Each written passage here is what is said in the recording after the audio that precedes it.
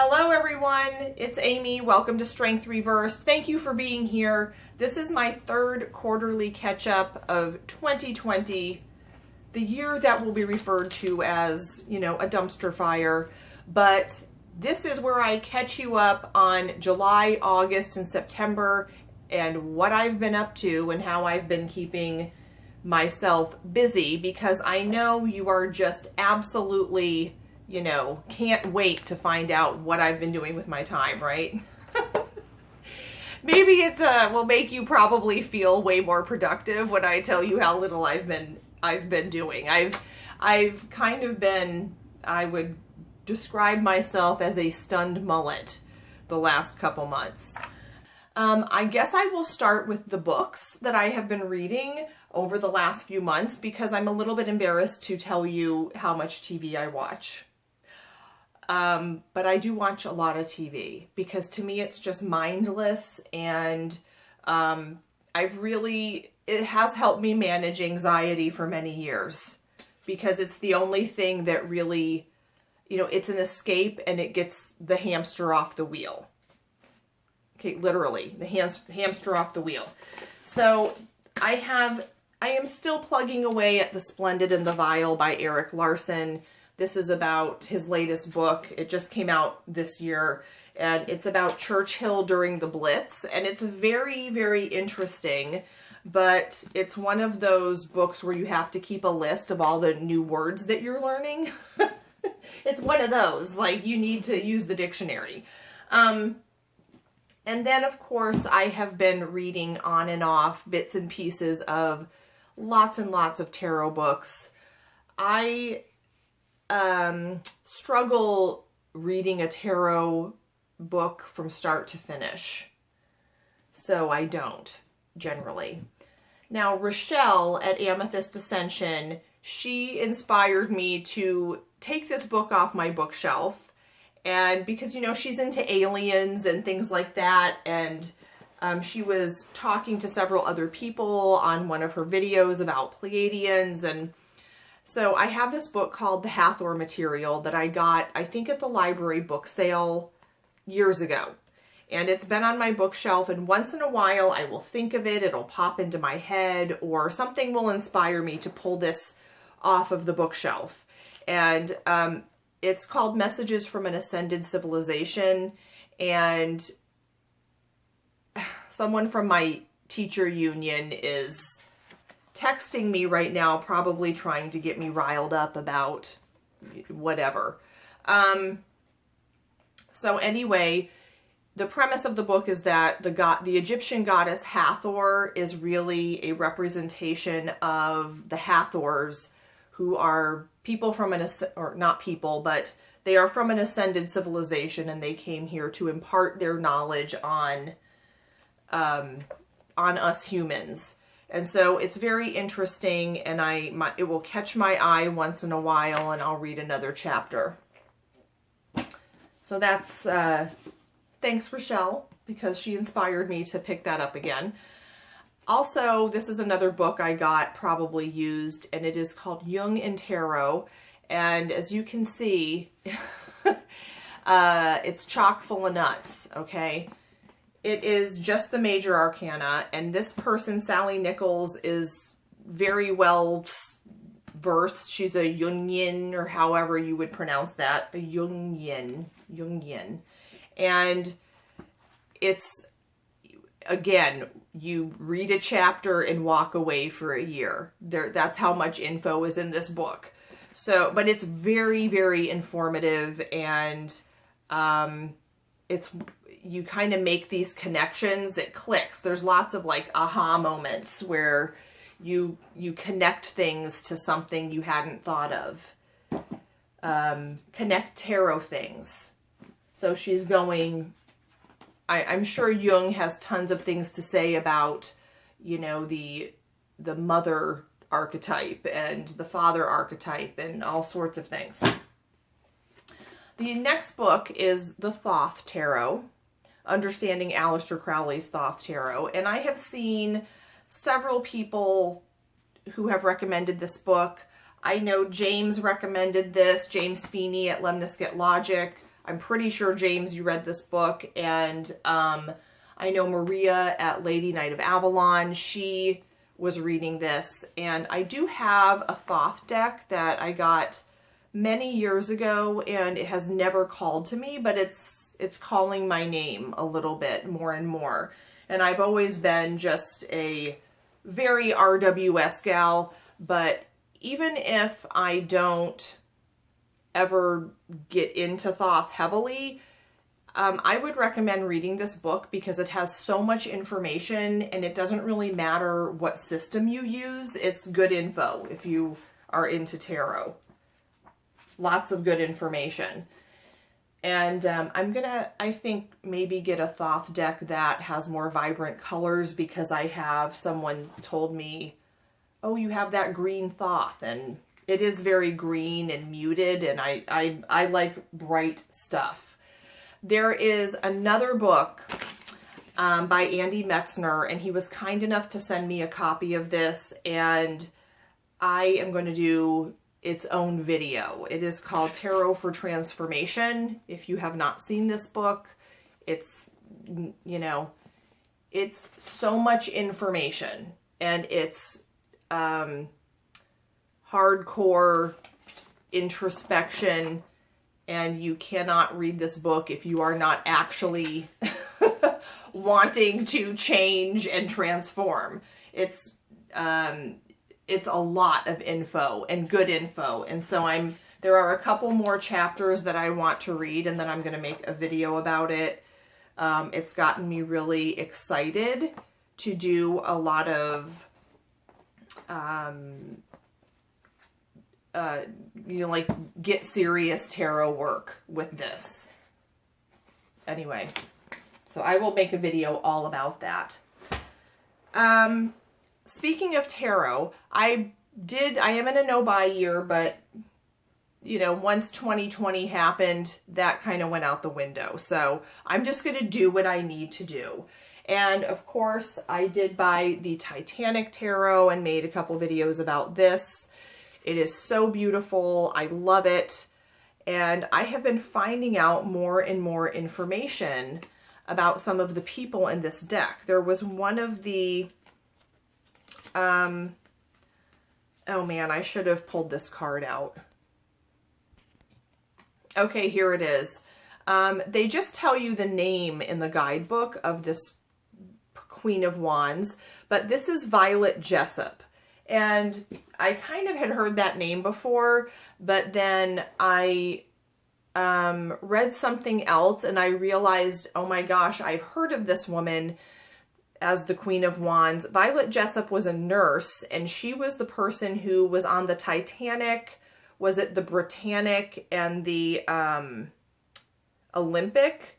Were those three the sister ships, and all of the ships had incidents where they went down, basically, and she survived all three. Queen of Wands. So that was really interesting, and as I find out more and more about the people depicted in the deck, these are real people, the deck just gets more and more meaningful, and it's so freaking pretty to look at. So that's the Titanic Tarot. I've been really happy that I got that one. And also, I don't remember what I was watching, but someone mentioned Tarot of a Moon Garden, and I've had that deck for a long time. And it was always one of those decks that I really liked the colors. It has like unicorns and, you know, things like that. And but it never really was very readable to me. But I'm finding that as I don't know if it's my age or just that the tarot has seeped into myself so deeply that it's a lot easier for me to get a new deck and work with it. So I've been doing my daily draws with this deck, and I'm really liking it. It's just a new kind of relationship with Tarot of a Moon Garden. And it's just so purple and bubbly and fancy. I think it was the Rainbow Decks video that made me pick this up again and because I used it for indigo, I think. So that's tarot. I have been doing yoga, of course, and trying to meditate a lot more. And as I meditate, I don't know why that is such a difficult task for me. I'm working really on, if I can do 5 or 10 minutes of trying to get this brain to slow down, then I feel really proud of myself. And I was working on crow for a long time, and I'm getting to the point in crow where it doesn't really feel challenging from a strength perspective, but I'm having a hard time getting the balance in a place where I can balance for more than a couple of seconds. So I'm working on that, but I'm also working on mermaid pose and side crow into fallen angel. I'm not sure what to do with this shoulder once I get into side crow and get my leg up in the air. That sounds really funny to say, but I usually go to Orange Theory with Michael a couple of times a week, and that is our more intense workout. And the gym is open, and we went back one time, and it's just a small space, and they have taken out half of the stations, but everyone's in this small space huffing and puffing with no masks, and I was like, I just can't. So we froze our memberships, and we do workout. We do a really good workout ourselves at the park on those days where we would normally work out. But so I'm still not back at the gym, and I really want to get back, but I've been doing other things because just not into people right now. You know, it's enough for me to be at school in a room full of kids. At least we're all wearing masks. So hopefully that's going to continue to go well. So for TV. Now, I have watched a lot of really good shows, and it was better than the last quarter. So the first thing that we watched was Mindhunters, and I think Mindhunters is on Prime, I want to say. But anyway, it's set in the 60s, and it's these 2 FBI agents who are, like, criminal psychology is in its infancy, and they are spearheading this, profiling is in its infancy. And so they are interviewing all of these serial killers to try to find patterns and see if there are predictable characteristics of serial killers. And the serial killer characters are based on real serial killers. So it was really interesting and kind of creepy. And yeah, there were 1 or 2 seasons, but I think it was canceled. I'm not sure though. I hope it comes back because I really liked it.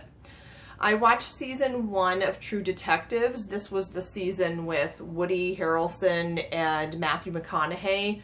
It was really good. It was really intense. I watched 1 or 2 episodes of the next season because the next season is with it's a completely new story with new actors, and I wasn't into it as much.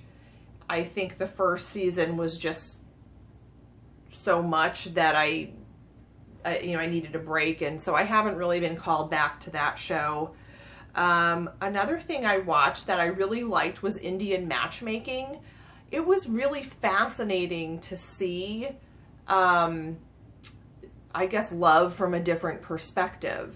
If you're not familiar with the show, I think it's on Netflix, but it's a traditional Indian matchmaker who is matching, Indian couples. And it's interesting to see what people value and what they're looking for, and who just kind of fits together that you normally wouldn't expect personality-wise to go together. So that was really interesting to watch. I liked that show. On Netflix, I just watched Challenger. about the Space Shuttle Challenger explosion, and that happened when I was in 6th grade, and I have a very clear memory of being in gym class and being in the locker room after gym class, kind of getting ready, and the principal came over the loudspeaker and told us what happened. And then my next class was Mrs. Lynn's social studies class, and we had a TV on a rolly cart, and so I didn't see the explosion happen live, but I do remember the Challenger being a big deal, but I don't know that it was necessarily a big deal to me as a 6th grader. I just know there was a lot of excitement because there was a teacher going up into space, and there was lots of talk on the news afterward about O-rings and things like that. But this series is, I feel like, unlike some docu-series, it's not any longer than it needs to be. And they talk about the backstory, which I think a lot of people don't know. And they also talk to a lot of family members, and it tells their experience, and I think it was really well done. And I would highly suggest, if you remember that happening, watching Challenger. I just found it really educational. The next thing I've been rewatching is Rita. Now, Rita is on Netflix, and she's a teacher. It's a Danish series. I think they made a couple of seasons and it was canceled, and then Netflix picked it up. And so they just came out with the 5th season, and before I watch the 5th season, I'm rewatching the whole thing with Michael. It does have subtitles, so it's not like you can do other things while you're watching. But I love that character. And yeah, so Rita's a really good watch if you want something good to watch. Another thing that we watched is, well, I watched by myself, is Duchess. And I think it's a pretty short season. I watched it all in one evening. It was entertaining. It's about this single mom, and her daughter's probably maybe 11 or 12, and her daughter really wants her to have another baby. She wants a sibling. And so it was funny at times, but the relationship with her daughter, I felt, was really cringy. I just kept, hearing like dollar signs from all the therapy bills this daughter's going to have. And I don't think that that was supposed to be part of the show. I think they think that the relationship she has with her daughter is really funny and cute, but it wasn't. Her daughter, she's having a baby because her daughter wants her to, and the main character is scared of being vulnerable, and so she doesn't allow a man in her life in any real way. And so she's hyper focused on her daughter, and it's almost like her daughter has to be her partner. And they refer to it as our baby, and it's almost like, she decided to have a baby with her partner, but it's her daughter. To me, it was just really not, it was kind of, I didn't like that dynamic. It's a bad thing for your child to be in charge. It is not a good thing for you to be friends with your child, okay? Because it's very stressful for a child to have too much control. They need boundaries, they need rules, they need to know where the outer edges are, because that makes them feel secure. And I just didn't think this was a healthy dynamic at all.